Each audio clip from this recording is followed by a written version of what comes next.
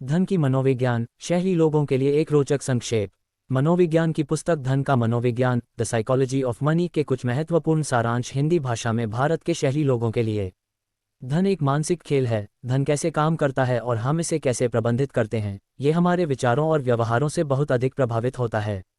हम जितना अधिक अपने धन के साथ भावनात्मक रूप से जुड़े होंगे, उतना ही अधिक संभावना है कि हम गलत निर्णय लेंगे। हमारे धन में 5 अलग अलग धन मौजूद हैं। 1. आपातकालीन फंड, इमरजेंसी फंड। 2. जरूरी खर्च के लिए पैसा, मनी फॉर नेसेसिटीज। 3.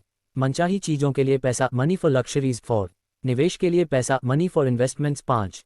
दान के लिए पैसा, मनी फॉर चैरिटी। अपने धन को इन 5 अलग अलग धन में बांटकर हम अपने लक्ष्यों को प्राप्त करने और अपने वित्तीय भविष्य को सुरक्षित करने की अपनी संभावनाओं को बढ़ा सकते हैं।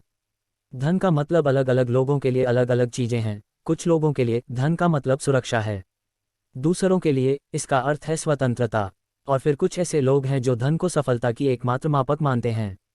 महत्वपूर्ण बात यह है कि हम अपने लिए खुद तय करें कि धन का हमारे लिए क्या अर्थ है।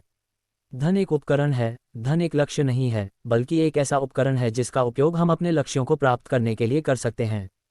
हम धन का उपयोग करके अपने प्रियजनों की देखभाल कर सकते हैं, अपनी शिक्षा और अनुभवों में निवेश कर सकते हैं और हमारे समुदायों को वापस दे सकते हैं। धन की कोई निश्चित परिभाषा नहीं है, धन की कोई एक परिभाषा नहीं है जो सभी के लिए उपयुक्त हो।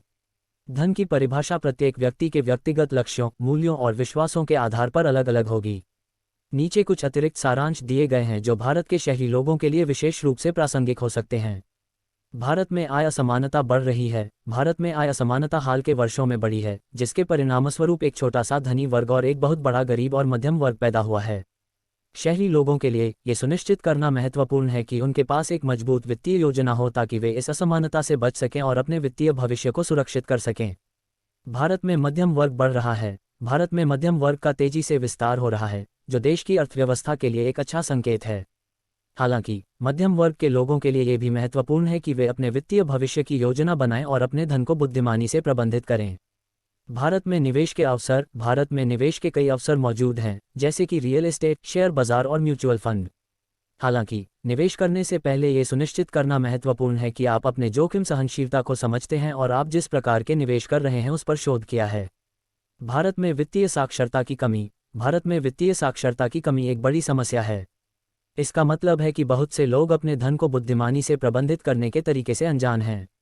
शहरी लोगों के लिए ये सुनिश्चित करना महत्वपूर्ण है कि उनके पास वित्तीय साक्षरता का एक अच्छा स्तर हो ताकि वे अपने धन को प्रभावी ढंग से प्रबंधित कर सकें और अपने वित्तीय लक्ष्यों को प्राप्त कर सकें।